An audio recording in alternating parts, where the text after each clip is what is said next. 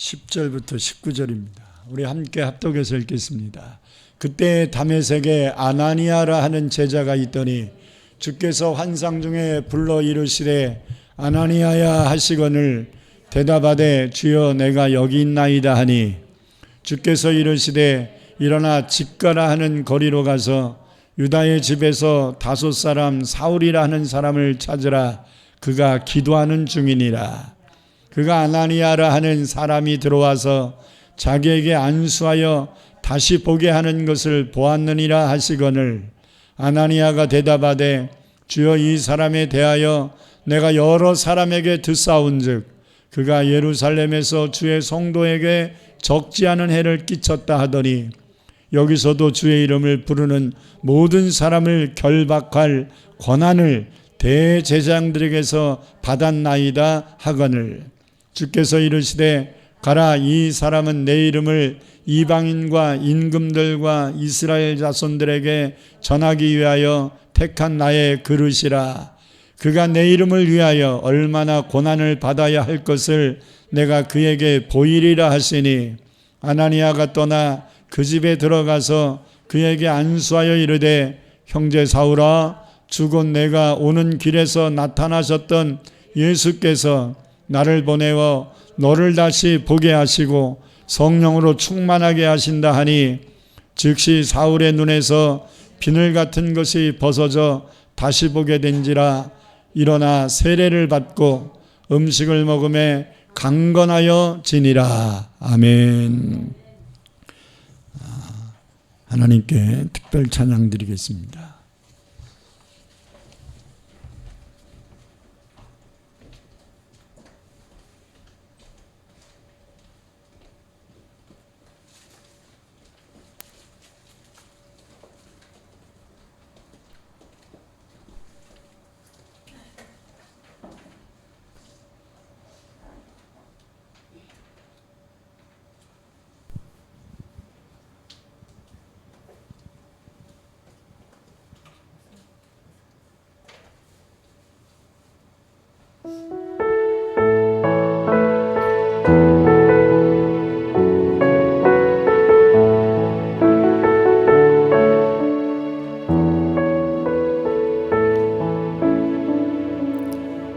내가 누려왔던 모든 것들이 내가 지나왔던 모든 시간이 내가 걸어왔던 모든 순간이 당연한 것 아니라 은혜였소. 아침 해가 뜨고 저녁에 노을 봄의 꽃향기와 가을의 열매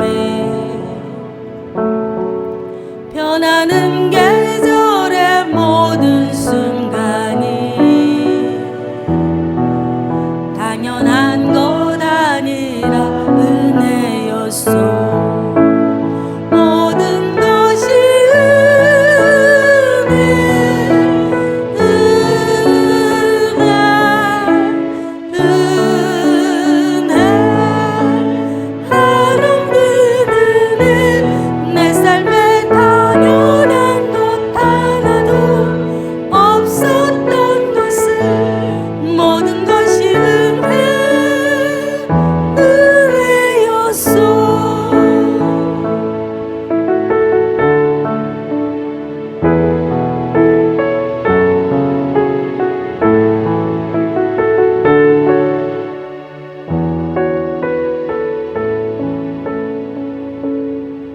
내가 이 땅에 태어나 사는 것 어린아이 시절과 지금까지 숨을 쉬며 살며 꿈을 꾸는 삶 당연한 것 아니라 은혜였소. 내가 하나님의 자녀로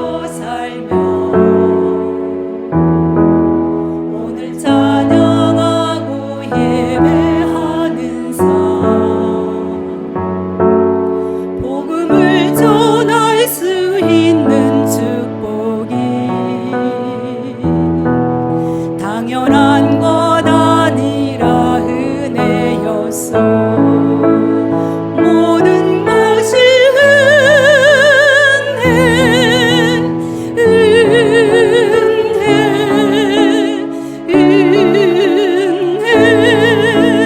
한없는 은혜. 내 삶에 당연한 것 하나도 없었던 것을 모든 것이 은혜였소.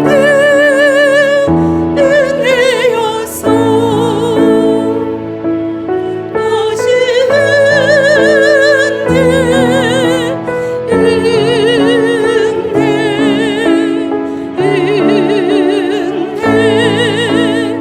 한없는 은혜. 내 삶에 당연한 건 하나도 없었던 것을 모든 것이 은혜였소.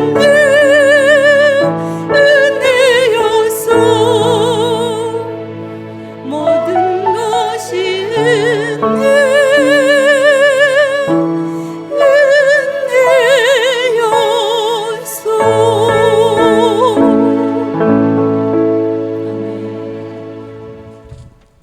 아멘. 오늘 이 자리에 나와 예배할 수 있는 것도 하나님의 은혜고, 버림받아 죽을 수밖에 없는 우리가 주님의 사랑을 받은 것 그 자체가 은혜고, 오늘도 생명의 말씀을 들을 수 있는 우리의 마음을 열어주신 것도 내 노력과 내 수고와 내 의지가 아니라 주의 은혜임을 고백합니다. 오늘도 하나님 말씀 들을 때에 사람의 말로 들려지지 않도록 막아주시고, 하나님이 내게 주시는 내 말로 들려질 수 있도록 열어주옵소서. 오늘도 예배당에 나왔거나 또는 여러 가지 사정과 형편으로 집에서 비대면으로 드리는 모든 성도들에게까지 성령으로 하나 되게 하셔서 예배를 통하여 하나님께 온전한 영광이 되게 하옵소서. 부족한 종이 전할지라도 종의 자치는 십자가 뒤에 가려주시고 온전히 주의 뜻만을 전파하게 하옵소서. 예수님 이름으로 기도합니다. 아멘. 이제 명절이 지나고 2월달이 되었습니다. 원한의 표가 우리가 잘 알고 있는 것처럼 내가 새해를 행하리니 이제 나타날 것이다 라는 말씀인데요. 2월달도 계속해서 우리는 이 표의 말씀이 이루어지기 위해서 우리는 어떠한 준비와 또 어떤 자세를 가져야 되는가에 대하여 2월 한 달도 좀 더 말씀을 전하려고 합니다. 왜냐하면 하나님께서 올 한 해에 우리 처음 사랑교회와 사랑하는 성도들에게 기회를 주실 것이기 때문입니다. 그래서 저는 이 기회를 놓치지 않기를 간절히 바랍니다.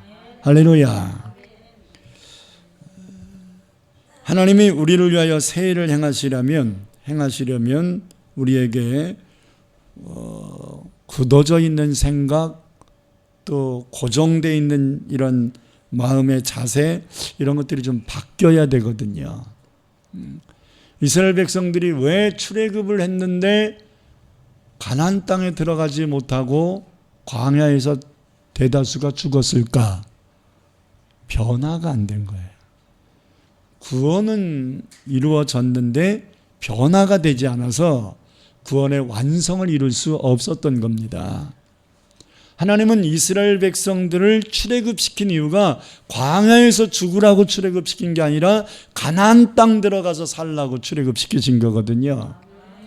하나님께서 올 한 해 새해를 행하시겠다고 하신 것은 하나님이 그냥 하고 싶은 거 하시겠다라는 임의적인 것을 하는 게 말씀한 게 아니라 저와 여러분을 통하여 일하시겠다는 말씀입니다. 그러므로 우리가 하나님께 쓰임 받기에 합당한 마음 자세들을, 태도들을 가져야 합니다. 우리에게 굳어진 생각과 자세가 반드시 바뀌어야 되는데 그 중에 하나가 고정관념이에요. 이 고정관념이라는 것 자체가 고정되어 있는 생각이라는 거거든요. 굳어진 생각이란 말이에요. 고정관념 자체가 모든 것이 다 그릇된 것은 아닌데 잘못 형성된 고정관념, 이것은 말씀의 입각에서 바뀌지 않으면 하나님은 우리들을 위하여 일할 수 없다는 겁니다.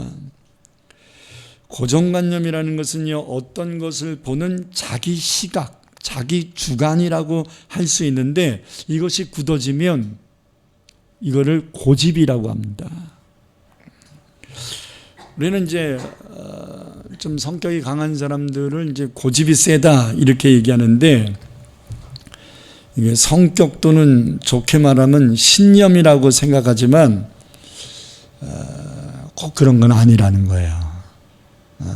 좀 분별을 좀 할 필요가 있습니다. 이 고집 때문에 우리들의 마음을 바르게 변화시키는데 굉장한 장애 요소가 될 수 있습니다. 그래서 성경은 굳어진 고집, 즉 고정관념을 우리가 생각하는 이상으로 심각하게 경고하고 있다는 것을 알아야 합니다. 다 같이 로마서 2장 5절을 보겠습니다. 이렇게 말씀하지요. 다만 내 뭐와 고집과 회개하지 않은 마음을 따라 진노의 날, 곧 하나님의 의로우신 심판이 나타나는 그날에 이 말 진노를 내가 쌓는도다. 여러분, 여기서 고집이라는 단어와 회개하지 않는 마음, 이것을 동등한 위치에 설명합니다. 여러분, 회개하지 않는 마음은 곧 멸망이거든요. 하나님의 심판을 자초하는 거거든요. 같은 수위에 뭐를 두냐면 자기 생각 바꾸지 않는 고집, 이것을 같은 범위에 넣고 있단 말이에요. 이게 무슨 뜻이냐면 자신의 고집이 강하면 하나님 말씀을 들어도 인정하려고 하지 않기 때문에 회개가 안 된다는, 이건 자기 의의라고 볼 수 있어요. 그래서 고집과 회개하지 않는 마음을 아까 설명한 것처럼 같은 수위에 놓고 말하였고, 그 결과를 하나님의 진노의 심판을 재촉하게 하는 경고를 하고 있는 것입니다. 내가 알고 있어도 하나님이 아니라고 하시면 내 생각 바꿔야 되거든요. 근데 적지 않은 사람들이 하나님의 말씀과 내 생각이 부딪혔을 때 뭐를 결정하려고 하느냐, 고집이 있으면 하나님을 꺾으려고 한단 말이에요. 내가 꺾여야 되는데, 하나님 앞에 내가 꺾여야 되는데 내가 하나님을 꺾으려고 기도하는 의지를 갖는단 말이에요. 하나님 그게 아니고요. 이거 철없는 거예요. 그게 아니고요 라는 말을 누구한테 제가 제일 많이 듣냐면 우리 지율이한테.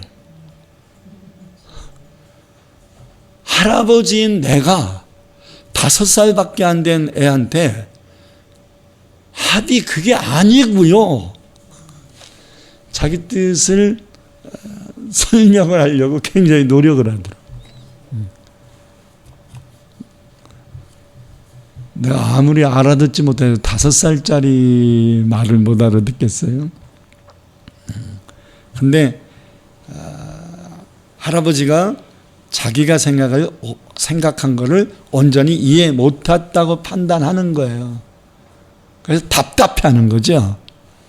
저는 우리 지율을 보면서 하나님 앞에 우리들이 철없는 5살 같은 이런 고집을 피고 있지는 않는가, 하나님이 말씀하면 그게 무슨 말인가를 좀 헤아리려고 하는 오픈된 마음을 가져야 되는데 자꾸 내 생각을 고집하고 기도하고 안 되면 막 그냥 때를 써가면서 그것을 원하는 거죠. 여러분, 이것이 지나치면 잘못을 회개하려고 하는 마음을 갖는 게 아니라 하나님을 원망하는 마음을 갖게 된단 말이에요. 왜? 하나님이 내가 원하는 거 안 해주신다는 거죠.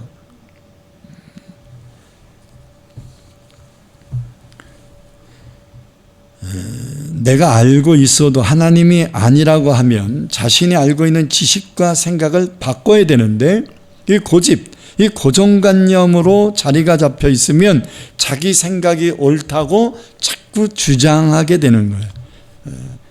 이것이 죄라는 겁니다. 유대인들과 심하게 부딪혔던 문제가 바로 이거거든요. 신약 성경을 보면서 예수님뿐만 아니라 사도들과 특히 바울과 유대인들이 굉장히 이 유대인들이 갖고 있는 고정관념 때문에 굉장히 많이 부딪힙니다. 여러분, 당시 유대인들이 고정관념을 갖고 있었던 고집 세 가지가 있어요. 예수를 믿었는데도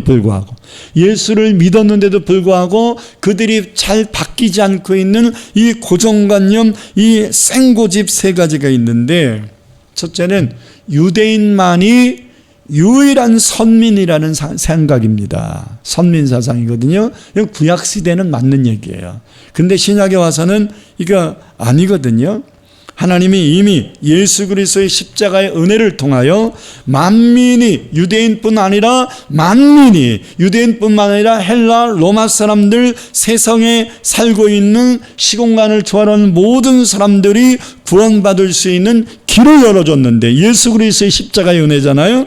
근데 아직까지도 그들은 자신들만이 하나님께 선택받은 유일한 백성이라는 자부심을 갖는 고정관념을 버리지 않습니다.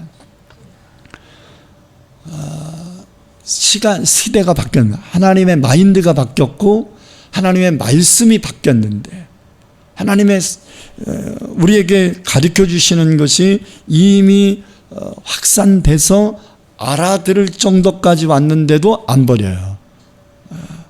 여러분, 로마서 1장 16절 읽겠습니다.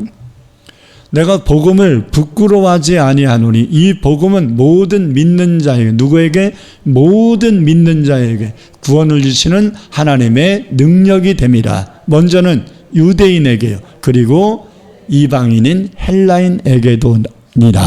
아멘. 유대인만이 아니라는 거예요. 헬라인, 이 로마에 살고 있는 모든 자, 또 오늘 21세기에 살고 있는 우리들도 여기에 포함되고 있단 말입니다. 이제는 선택받은 백성만 구원받는 게 아니라 복음을 믿는 모든 자가 구원을 받을 수 있다, 이 말이에요. 아멘. 우리들이 잘 아는 요한복음 3장 16절도 분명히 말씀합니다. 하나님이 세상을, 뭐를? 이스라엘 백성만을 사랑하신 게 아니라 이 세상에 살고 있는 모든 자를 사랑하사 독생자를 보내주셨으니 이는 그를, 독생자 예수를 믿는 자마다 멸망치 않고 영원한 생명 구원을 얻게 하려 하심이라. 이제는 우리가 예수만 믿으면 구원받을 수 있는 길이 열린 겁니다. 예수를 믿으면 하나님의 선택된 성도가 될 수 있는 것입니다. 두 번째, 이스라엘 백성들이 갖고 있었던 고정관념이 뭐냐면 율법을 지켜야만이 구원받을 수 있다는 거예요. 예수를 믿으면 구원받는 길이 열렸는데 아직까지도 이들은 율법을 지켜야 된다. 특히 할례 받아야 된다. 1세기의 성도들이 가지고 있었던 아주 심각하게 드러난 고정관념이에요. 예수를 믿어도 할례는 받아야지, 이렇게 얘기해요. 예수님만 믿어서는 안 된다. 할례를 받아야 구원받을 수 있다라고 하는 할례파 유대인, 예루살렘 교회 할례파 유대인들이 기득권층들을 형성하고 있었던 거예요. 그래서 이 할례파 유대인들의 비율을 건드리지 않는 이런 행동들을 사도들이 많이 했어요. 그렇기 때문에 복음이 전 세계에 확산되는 데 있어서 굉장한 장애 요소가 됐던 거지요. 예수님께 승천하시면서 너희에게 성령이 임하시면 너희가 권능을 받고 예루살렘과 유대와 그 다음에 이방인으로 취급하는 사마리아와 땅끝까지 이 땅에 살고 있는 모든 사람들에게 증인되라. 예수 믿으면 구원받는다는 것을 증인되라. 이렇게 말씀했는데 이 할례 받아야, 유대인들이 받는 할례를 받아야 구원받을 수 있다라고 하는 이 잘못된 고정관념, 이것이 복음 확산에 큰 문제가 됩니다. 저는 사도행전을 강의를 신학생들에게 하면서 사도행전은 두 가지 맥락으로 풀었는데, 사도행전은 성령의 은혜로 부흥이 되면 마귀의 역사로 핍박이 오고 핍박을 믿음으로 견디면 또 부흥을 이루고 이것이 계속 로테이션 되는 역사로 봤거든요.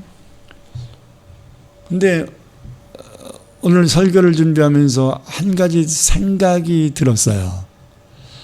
왜 성령 충만하여 복음이 확산되고 있는데 왜 예루살렘 교회가 박살날 정도로 핍박을 받았지? 핍박은 복음 확산의 발판이 되기도 하지만 한두 번 받으면 되지 왜 예루살렘 교회가 문 닫을 정도까지 가지? 핍박하는 사람들이 핍박했을 때 그냥 큰 문제가 발생하면 더 핍박을 잘 하겠죠. 통하니까. 여러분 마귀가 시험 줬는데 그 시험에 자꾸 들면 마귀가 자꾸 그 시험 주겠죠. 우리 믿음 갉아먹으려고. 아멘. 근데 마귀가 시험 줬는데 시험에 잘 안 들어요. 그럼 마귀가 재미없잖아요. 시험을 주면 시험이 들어야 돼. 부부싸움도 한번 이렇게 갈구면 승질을 확 내야 부부싸움이 되는데 또 왜 그래? 그러면서 웃어 넘기고 그러면 부부싸움이 돼요? 안 돼요? 안 되잖아요. 마귀의 시험이라는 거 그런 거거든요. 시험 열매를 딱 쳤을 때 걸려가지고 막 헤매야 마귀가 신이라서 자꾸 시험을 주는데 안 걸리면 안 주잖아요. 여러분 왜 사도행전의 역사가 계속 하나님의 성령의 역사는 불같이 일어나고 있는데 핍박도 계속 오냐 이 말이에요. 이제 좀 졸업을 해야 되는데 그죠? 이 고정관념이 안 깨지기 때문입니다. 복음을 들었는데 오리지널 복음이 아닌 거예요. 오죽하면 갈라디아서 1장 9절 10절에서 내가 전해준 그 복음 외에 또 다른 복음을 전하면 저주가 있을 것이라고까지 선포했겠습니까? 그 정도로 1세기의 성도들의 마음속에 유대인 크리스찬들의 마음속에 할례 받아야 구원받고 율법 지켜야 구원받는다라고 하는 이 잘못된 고정관념이 너무나 깊이 박혀 있었기 때문이라는 거예요. 이러한 뿌리 깊은 고정관념 때문에 예수님의 수제자였던 예루살렘의 가장 큰 지도자였던 베드로와 그리고 바울과 함께 세계 선교에 앞장섰던 바나바까지도 가식적 행동을 할 정도였다는 거예요. 심각한 거죠. 여러분 갈라디아서 2장 12절부터 16절 읽겠습니다. 야고보에게서 온 어떤 이들이 이르기 전에, 야고보는 예루살렘에 있는 지도자를 얘기하는데 게바가, 여기서 게바는 베드로예요. 예루살렘에 있는 야고보에게서 보냄받은 성도들이 게바가 있는 곳에 왔는데, 베드로가 있는 곳에 왔는데, 그때 베드로가 뭐하고 있었냐면 이방인들과 함께 음식을 먹다가 그들이 오매, 예루살렘에서 온 성도들이 오니까 그가 할례자들을 두려워해요. 예루살렘에 온 자들이 할례파 유대인들이었던 거예요. 그들을 두려워해요. 누가? 게바가, 베드로가 두려워했다는 거예요. 그래서 이방인들하고 밥 먹고 음식 먹는 그 자리를 떠나갔다. 누가 두려워서? 할례파 유대인들이 두려워서. 자, 13절. 남은 유대인들도 베드로가 그렇게 하니까 같이 식사하던 사람들도 다 그렇게 외식했다.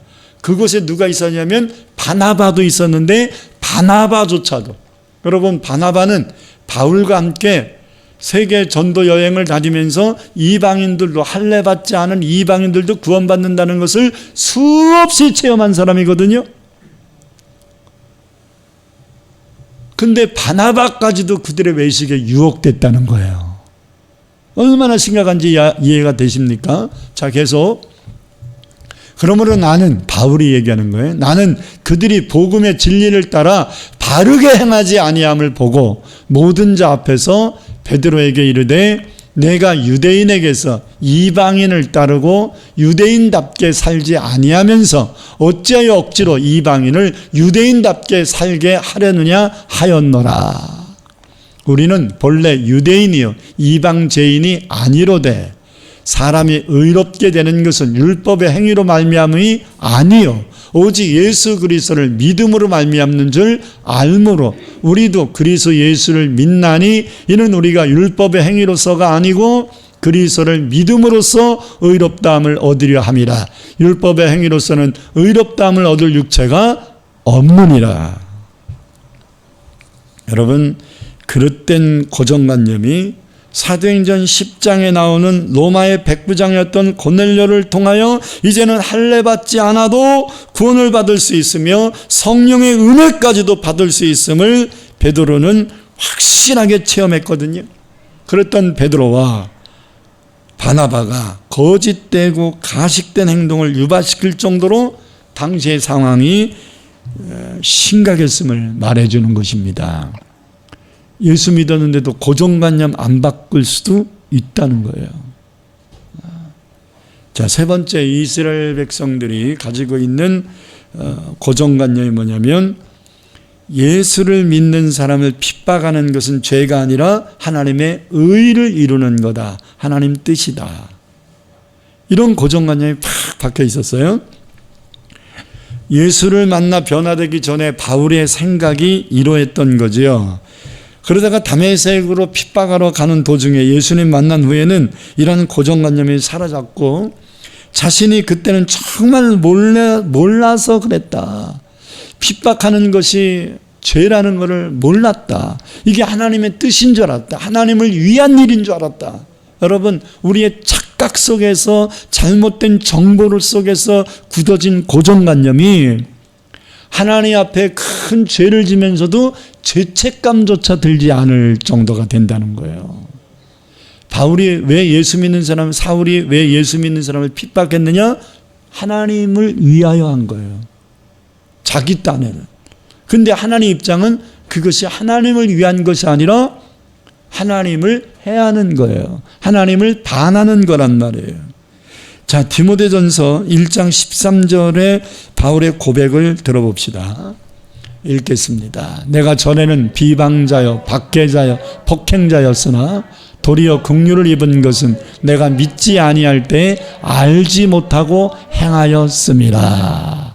왜 핍박했어요? 왜 비방했어요? 왜 폭행을 했습니까? 왜 스데반을 죽이기까지 했습니까?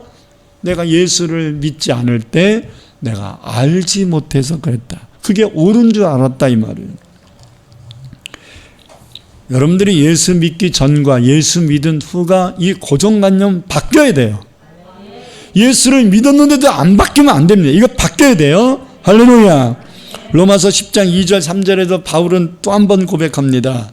내가 증언하노니 그들이 하나님께 열심히 있으나 올바른 지식, 올바른 말씀에 따른 것이 아니니라. 하나님의 의를, 하나님의 뜻을 모르고 자기의 의를 세우려고 힘써 하나님의 의, 하나님의 뜻을 복종하지 아니하였느니라. 여러분, 그릇된 고정관념이 박히면 이게 옳다라고 생각하는 이 고집으로 밀어붙이기 때문에 도리어 하나님의 의, 하나님의 뜻을 역행하게 된다는 거예요. 그러므로 조심해야 된단 말이에요. 그만큼 그릇된 고정관념은 우리들로 하여금 많은 실수와 오판과 더 나아가서는 죄를 질 수 있다는 것을 가르쳐 줍니다. 오늘 본 말씀은요, 사울이 예수를 만나 변화가 됐지만 예수님 만날 때 다메섹 도상에서 실명을 했어요. 눈이 안 보이게 된 거예요. 그래서 부축을 받아서 이제 다메섹에 들어가서 집가라는 거리에 살고 있는 유다 집으로 가서 기거하면서 하나님 앞에 그동안 예수에 대한 불신을 가지고 핍박한 것을 하나님 앞에 회개하며 하나님 앞으로 나 어떻게 살아야 됩니까? 기도하고 있었다는 거예요. 그때 다메섹에 살고 있는 아나니아라고 하는 성도가 하나님께 기도하는 가운데 환상을 봅니다. 그 환상 속에서 예수님이 나타나서 뭐라고 말하냐면 너 집가라는 곳을 가서 사울이라는 사람을 찾아가지고 그를 위해서 기도해 줘라. 이게 오늘 본문의 내용이에요. 아나니아는 그동안 사울은 예수님을 핍박하는 사람이라고 고정관념처럼 알고 있었거든요. 이게 1, 2년 핍박한 게 아니었기 때문에 그래서 예수님께 반문을 했다는 거예요. 그는 핍박자 아닙니까? 제가 괜히 기도하주러 갔다가 저까지 해당하는 거 아니에요? 이렇게 물은 거죠. 자, 본문 10절에 14절 읽겠습니다. 그때 다메섹에 아나니아라는 제자가 있더니 주께서 환상 중에 불러 이르시되 아나니아야 하시거늘 대답하되 주여 내가 여기 있나이다 하니 주께서 이르시되 일어나 집가라 하는 거리로 가서 유다의 집에서 5사람 사울이라 하는 사람을 찾으라. 그가 기도하는 중이니라. 그가 아나니아라 하는 사람이 들어와서 자기에게 안수하여 다시 보게 하는 것을 보았느니라 하시거늘 아나니아가 대답하여 주여 이 사람에 대하여 내가 여러 사람에게 듣사온 정보가 있는 거죠. 그가 예루살렘에서 주의 성도에게 적지 않은 해를 끼쳤다 하더니 여기서도 주의 이름을 부르는 모든 사람을 결박할 권한을 대제장에게서 받았나이다 하거늘. 자, 아나니아가 들은 정보 맞아요, 틀려요? 맞아요. 근데 하나만 알고 둘은 모르는 거예요. 사울이 예수님을 만나기 전까지는 요 상태야. 아나니아가 뭘 모르는 거예요? 사울이 예수를 만나서 변화된 걸 모르는 거예요. 자, 하나님이 이미 나 모르게 일하셨어. 근데 하나님이 일하신 걸 내가 인식하지 못하면 내가 지금까지 갖고 있었던 생각, 정보, 지식 이것을 가지고 생각하겠죠. 판단하겠죠. 행동하겠죠. 그래서 인간은 부족한 겁니다.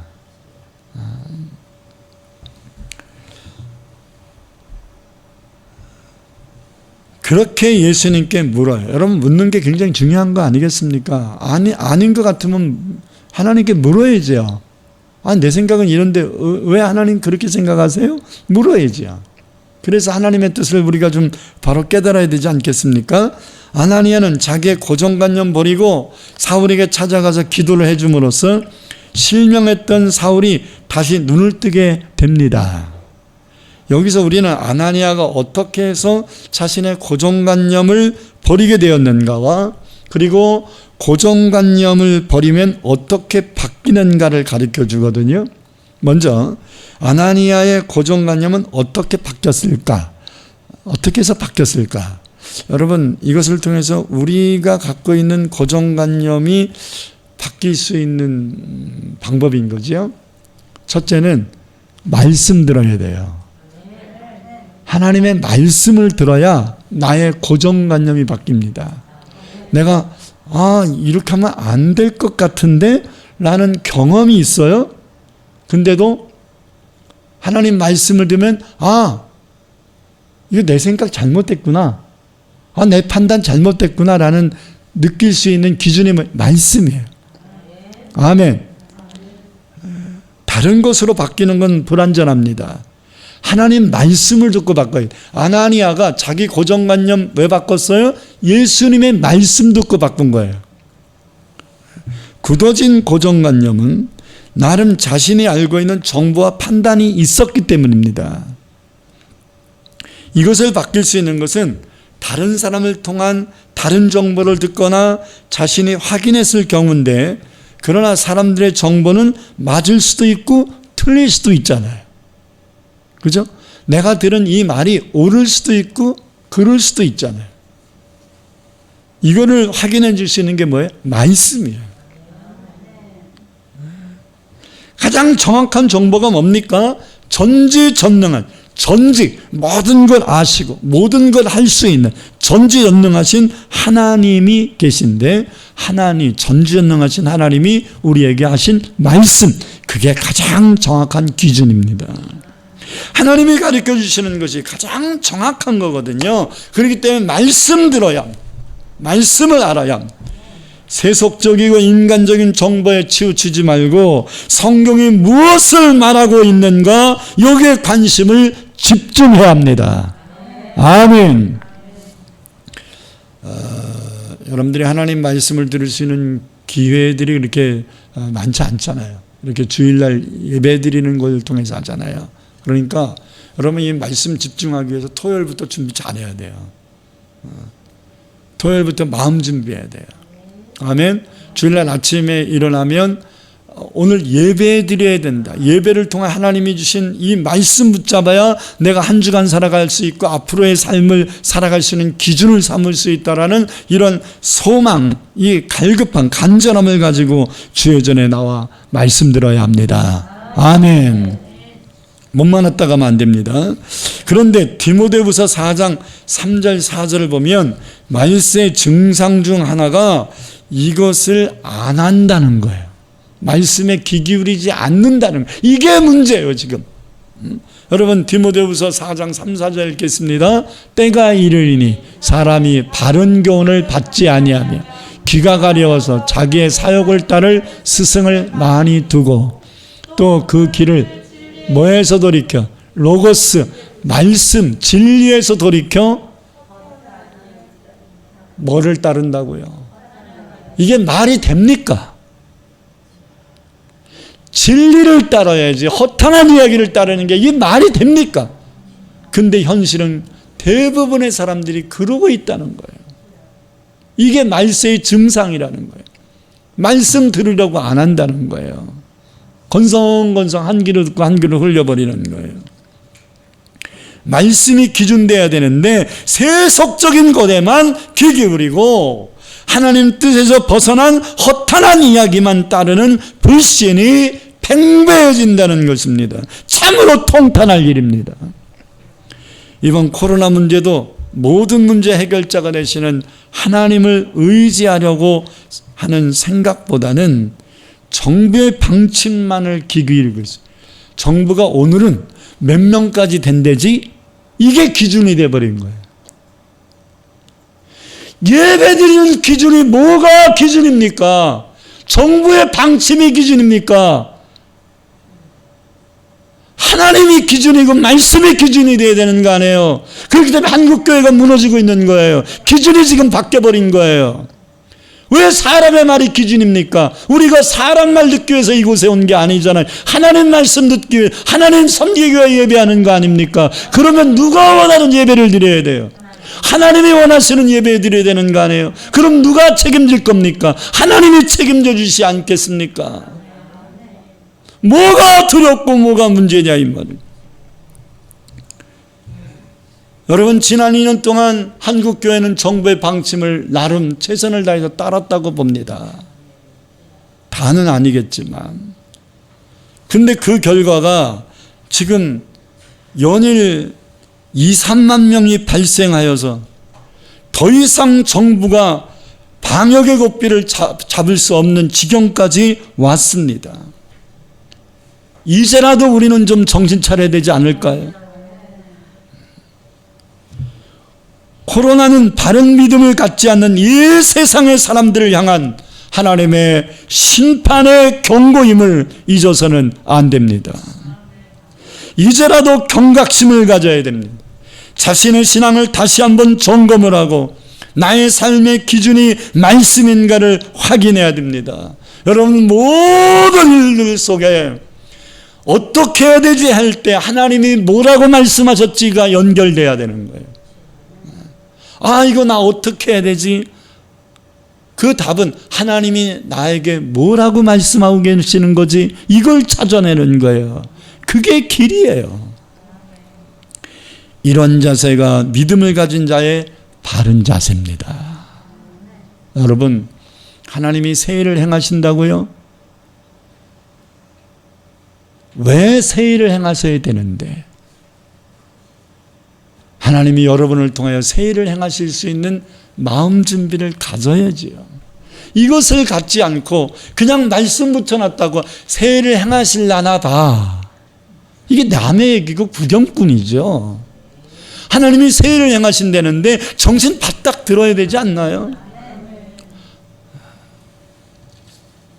작년에도 뭐 목사님이 그런 비슷한 얘기 하시더니 뭐 안 되더만 뭐 이런 불씨만 꽉 차가지고 어떻게 할 건데? 둘째, 말씀만 듣는다고 고정관념 바뀌는 게 아니라 그 말씀에 순종해야 합니다. 17절을 보면 예수님 말씀을 들은 아나니아는 그 말씀에 순종해서 떠나 그 집으로 갔다, 이렇게 얘기합니다. 아나니아가 자기 집에서 주의 말씀을 듣고 이제 사울이 살고 있는, 기도하고 있는 그 집으로 찾아갔다, 이렇게 말합니다. 여러분, 말씀에 순종할 때 우리들의 굳어진 그릇된 고정관념이 눈 녹듯이 사라지는 것입니다. 순종해야 돼요. 내 고정관념을 갖고 있어도 이것이 확인되지 않았어도 하나님이 말씀했다면 그 말씀을 순종하면 내 고정관념은 사라지는 거예요. 그리고 나의 그릇된 고정관념이 틀렸다는 것을 깨달을 수 있게 되고 확인하게 됩니다. 여러분, 나만 장군이 자기 생각에 매여서 다메섹 강이 요단강보다 맑고 깨끗하다는 고정관념을 주장합니다. 근데 이게 지나쳐서 막 고집과 혈기를 부리고 돌아가려고 합니다. 불치병을 고침받으려고 아랍 나라에서 사마리아까지 왔는데 그걸 포기하기까지 합니다. 여러분, 고집세면요, 이 고정관념 안 버리면요 죽을 짓을 해요. 망할 짓을 한다고요. 지금 나만이 왜 왔어요? 병 고치러 왔잖아요. 근데 요단강 가서 모여가라 그랬다고 싫대. 병 안 고치면 안 고쳤지 요단강은 안 간대. 이게 생고집이라니까. 죽으면 죽었. 우리도 그런 얘기 많이 하잖아요. 죽으면 죽었지 난 그 짓은 안 한다. 남편 용서하세요 그랬더니 아유 목사님 난 죽으면 죽었. 시댁 식구들하고 하야 아유 싫어요. 교회 안 가면 안 갔지만 그 짓을 못합니다. 그게 고집 아니에요? 그게 고정관념이잖아요. 잘 생각해 보세요. 그게 죽을 짓입니다. 그게 하나님의 뜻을 역행하는 거잖아요. 나만이 따로 없어요. 나만 생각하면 나만이에요.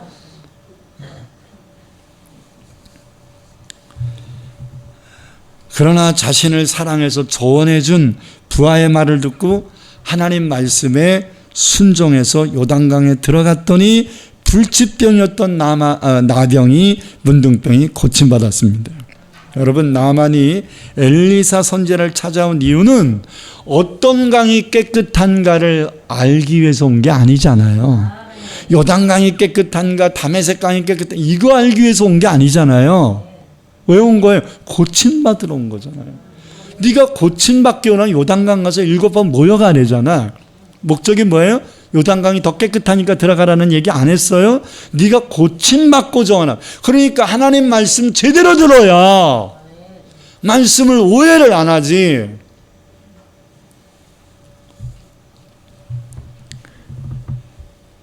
그러면 병을 고칠 수 있는 말씀에 순종해야 하는 것은 지극히 당연한 거죠. 병 고침 받기 위해서는 다메섹 강보다 요단강이 흙탕물이고 더러워도 고침 받기 위해서는 들어가야지요. 아멘. 내 생각은 뭐에 갇혀 있어요? 뭐가 다 깨끗한 물인가에 갇혀 있어요. 근데 이게 착각이잖아요. 그거 알기 위해서 여기 온 게 아니잖아요. 아멘.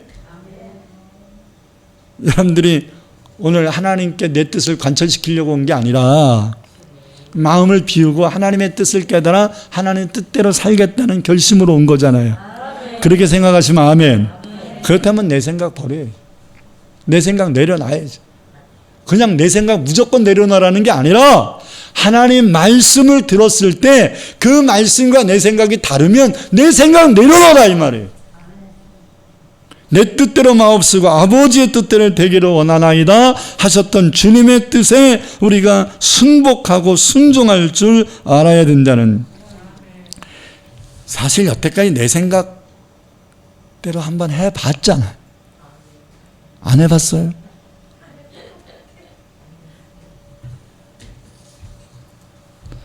여태까지 사람들 말 듣고 눈치 보면 살았잖아. 응? 이제는 내 생각 버리고 사람 눈치 보지 말고 하나님 말씀에 순종하여 살아보시길 바랍니다. 어떤 결과를 보게 될지 기대해 보시기를 바랍니다. 하나님이 새해를 행하신다는데 강 건너 불구경하지 말고 더 적극적으로 말씀에 순종하며 살아가시기를 축원합니다. 그 다음으로 알아야 될 것은 아나니아가 고정관념을 버린 결과가 뭘까? 말씀에 순종해서 고정관념을 버리니까 어떤 결과가 났냐 이거예요. 첫째 변화가 일어났는데, 첫째 변화는 뭐냐면 예수님을 믿는 자신과 동료들을 해코지하고 핍박하고 죽이기까지 했던 사울, 그를 핍박자로 생각하여 거리두기를 한 게 아니라 이 고정관념 버리니까 사울이 불쌍해졌고 긍휼히 여겨지게 됐고 사랑으로 기도해 주었다는 거예요. 여러분, 우리의 고정관념이 버려지면 사람 보는 눈이 바뀌어요. 사람을 대하는 태도가 바뀐다고. 그래야 전도가 되는 거예요. 집안을 구원하기를, 가족을 구원하기를 바랍니까? 여러분들이 갖고 있는 시어머니는 이런 사람, 이 고정관념을 내려놔야 돼. 하나님이 나보고 저 시어머니 전도하라고 했다면 지금까지 시어머니가 나한테 어떻게 했느냐가 중요한 게 아니야. 이거 내려놔야 돼. 하나님이 나를 통하여 저 어르신을 구원받게 하기를 원하는구나 라는 생각 들면 미움 버려야죠. 여태까지 상처 받았던 거 다 내려놔야지요. 지금 중요한 게 뭐예요? 영혼 구원이잖아. 내가 받은 상처가 중요한 게 아니라, 내가 안고 있는 짐이 중요한 게 아니라 영혼 구원하래잖아. 하나님이 말씀에 순종을 하면 이 고정관념 내려놓게 되고, 고정관념 내려놓으면 이제 그렇게 미웠던 시어머니가 불쌍하게 여겨지고,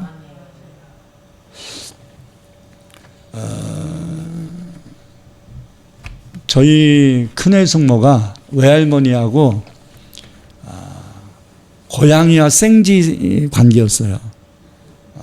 신혼 초에는 할머니는 아주 호랑이 같은 존재였고, 우리 외숙모는 이제 살린 경험이 없는 이제 며느리니까 늘 시어머니가 두려웠어요.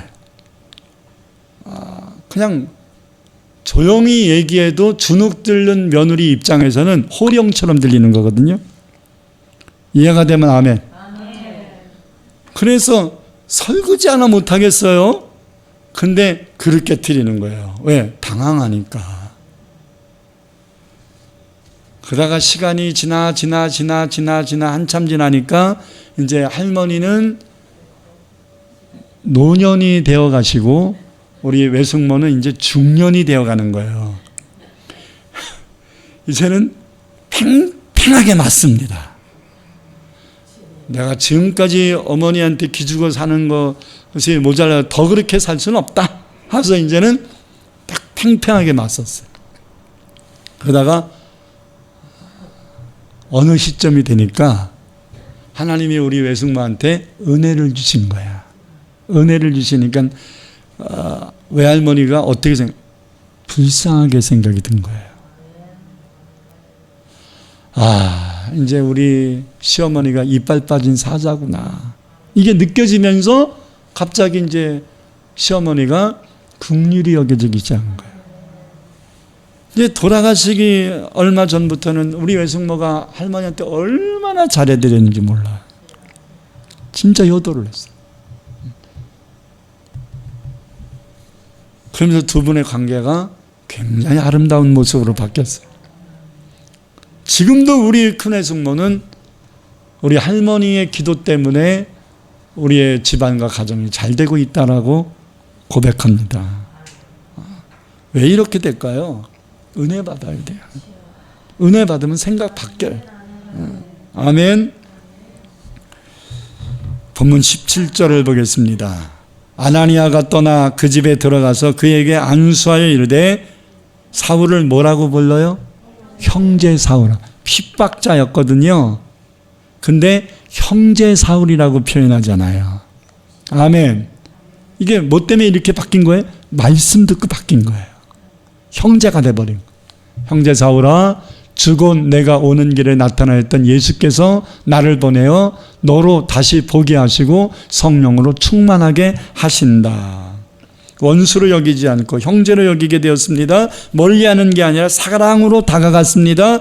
핍박하더니 눈이 실명돼 쌤통이다 이렇게 통쾌함을 얘기한 게 아니라 간절히 기도해 줬습니다. 이게 변화예요. 이것이 그릇된 고정관념을 버린 결과입니다. 또한 고정관념 버리니까 하나님이 아나니아를 하나님의 일꾼으로 쓰십니다. 다시 한번 17절부터 19절 읽겠습니다.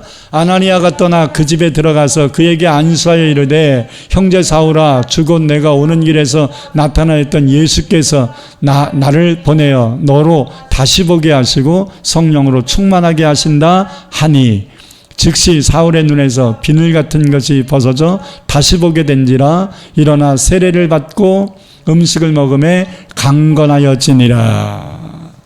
하나님이 자신의 고정관념을 버리고 순종하는 사람들을 일꾼으로 쓰십니다. 올 한해 하나님께 귀하게 쓰임받기를 원한다면 이 시간 지금까지 가지고 있었던 모든 고정관념, 하나님이 원치 않는 모든 고정관념, 내가 갖고 있는 그릇된 생각, 이것만은 안 돼라고 하는 이 고집, 이거 다 버리시길 바랍니다. 내 생각보다 하나님의 생각이 더 중요합니다. 내 소신과 고집보다 하나님의 뜻이 더 중요합니다. 말씀만이 삶의 기준이. 내일을 행하시는 하나님이, 새일을 행하시는 하나님이 고정관념 버리고 순종하려는 여러분을 통하여 올 한 해 많은 일을 하실 줄 믿습니다. 두 손을 가슴에 얹고 하나님 앞에 기도하십시다. 하나님, 내가 지금까지 버리고 싶지 않았던 이 생각들이 있습니다. 하나님이 원치 않는다면 버리겠습니다. 이렇게 하면 이렇게 되는 거 아니야 라고 하는 고정관념이 있습니다. 내 경험이 있었습니다. 내가 가지고 있는 지식과 정보들이 있습니다. 그러나 하나님이 원치 않는다면 다 버리겠습니다 하면서 하나님 앞에 마음을 비우기 위하여 주여 한번 부르시고 기도하겠습니다.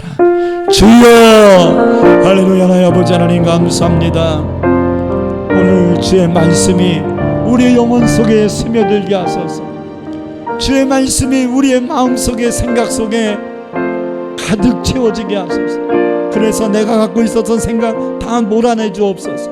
내가 품고 있었던 마음 다 정결케 씻어 깨끗게 하여 주옵소서. 내가 갖고 있었던 고집, 내가 갖고 있었던 고정관념, 내가 갖고 있었던 주장, 이 모든 것들 다 버리길 원합니다. 혹이나 우리가 지금까지 살아오면서 누구 때문이라는 원망과 핑계가 내 마음속에 자리 잡고 있었습니까? 하나님, 내가 누구 때문에 상처받았고 내가 누구 때문에 이렇게 됐다라고 하는 원망이 내 마음속에 차 있었습니까? 주님, 우리가 얹은 이 손 위에 주님이 얹어주셔서 우리의 마음의 상처를 치유하소서. 우리의 마음의 상처를 치유하소서. 우리의 마음의 상처를 치유하소서. 우리의 마음의 상처를 치유하소서. 우리의 그릇된 고정관념을 제거하여 주옵소서. 주여, 이제 말씀에 순종하며 살겠습니다. 이제 내 생각, 내 뜻, 내 방법 다 내던져버리고 이제 하나님의 뜻에 올인하며 주의 말씀에 아나니아처럼 순종하겠습니다. 이제 원수를 여기지 않겠습니다. 이제 형제를 여기겠습니다. 이제 핍박자로 여기지 않겠습니다. 이제 사랑으로 기도해 주겠습니다. 하나님, 오늘 이 시간 아버지 종과 사랑하는 성도들이 이 말씀 듣고 아나니아처럼 결단하게 하소서. 결단하게 하소서. 결단하게 하소서. 이건 아니잖아 라는 생각했던 것들 다 내던져버리게 하시고 이제 하나님의 뜻 안에 아버지의 나를 부복시킬 수 있도록 인도하여 주셔서 내가 새 일을 행하리니 이제 나타날 것이라 말씀하신 주의 말씀 앞에 우리 모두가 겸손히 순종케 하옵소서. 쓰임받게 하옵소서. 예수님 이름으로 간절히 기도합니다.